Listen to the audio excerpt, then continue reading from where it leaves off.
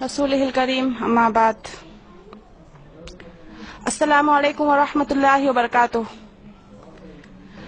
मैं जामिअतुस सालिहात लिल बनात कड़पा आंध्र प्रदेश की मुअल्लिमा नजमा बात कर रही हूँ।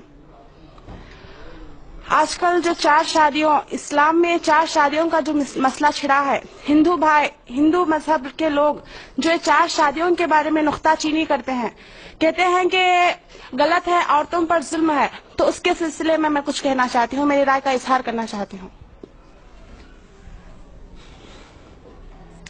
इस्लाम ने कुरान के आयत है सूरह निसा की, अल्लाह ताला का इरशाद है, फनकिहू मा तवा लकुम मिनन निसाही मसना सलासा और रुबा फ़इन खिफ्तुम अल्ला तादिलू फवाहिदा। इस आयत का तर्जुमा यूं आता है, तुम औरतों में से उनसे निकाह करो जिनको तुम पसंद करते हो, 2-2, 3-3 या 4।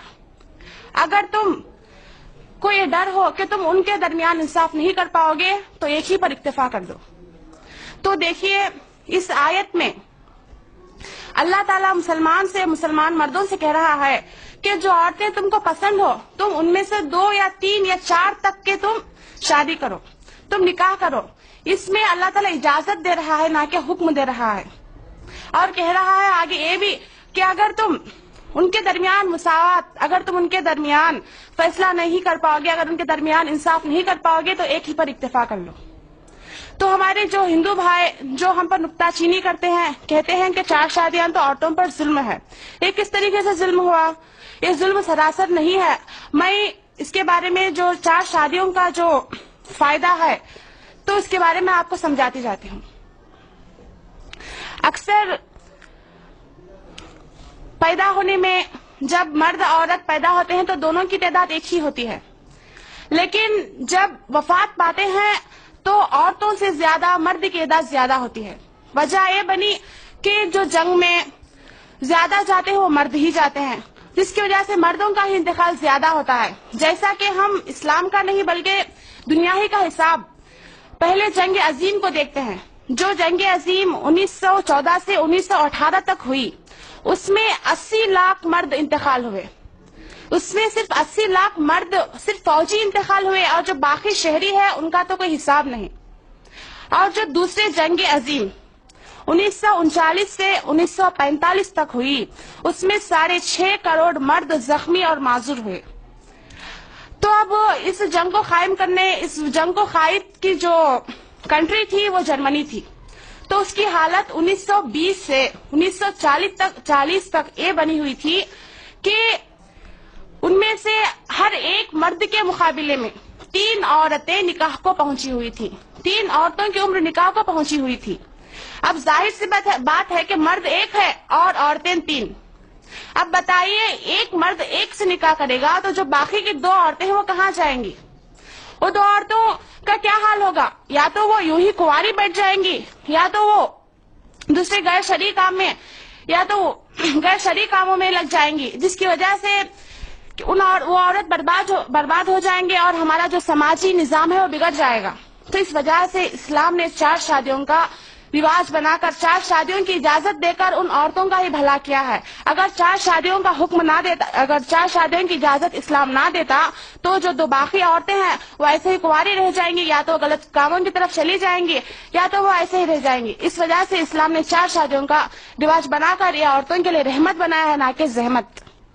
और इसी तरीके से इसमें एक तो औरतों का फायदा हुआ और दूसरे उन शादीशुदा औरतों का भी फायदा हुआ जो कहते हैं कि कोई भी औरत दूसरी शादी का अपने शौहर की इजाजत नहीं देती। ये उनके लिए भी फायदा है।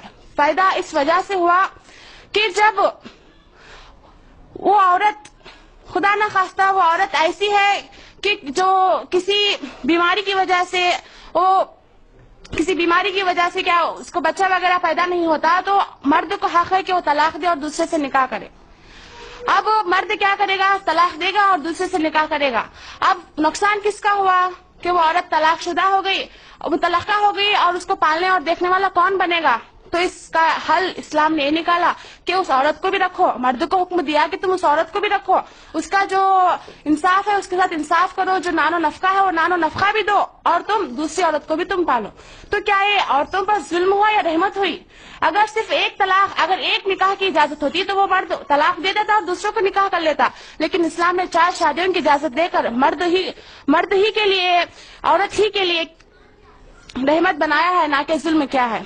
اور جو کہتے ہیں کہ 4 شادیاں صرف اسلام ہی میں ہے یا ظلم ہے، اگر ہم ہندو مذہب کے تاریخ کو دیکھتے ہیں تو ہمیں پتا چلتا ہے کہ ان کے مذہب میں بھی 4 شادیوں کا رواج تھا، 4 نہیں بلکہ کئی شادیوں کا رواج تھا۔ ان کی کتاب میں کہیں بھی ایسا نہیں ہے کہ تم صرف ایک شادی کرو، ایک سے زائد نہ کرو، کہیں بھی ایسا لکھا ہوا نہیں ہے۔ جیسے میں مثال کے طور پر رام چندر جی کے والد دشرت، جن کی 3 بیویاں تھیں، کوسلیہ، سمترا، کیکئی، اور پانڈو جی کی 2 بیویاں تھیں، اور کئی اور کرشنا جی کی تو کئی بیویاں تھیں۔ تو کیا اس بات سے ہم کو یہ پتا چلتا ہے کہ یہ جو تعدد ازدواج یعنی 4 شادیوں کا رواج جو اسلام عورتوں پر ظلم کر کے کہتی ہے، وہ صرف وہ ظلم نہیں ہے، بلکہ یہ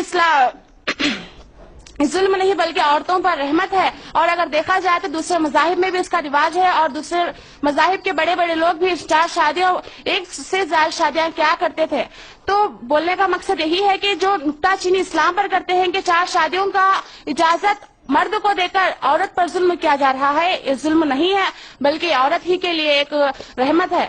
تو السلام علیکم ورحمۃ اللہ وبرکاتہ۔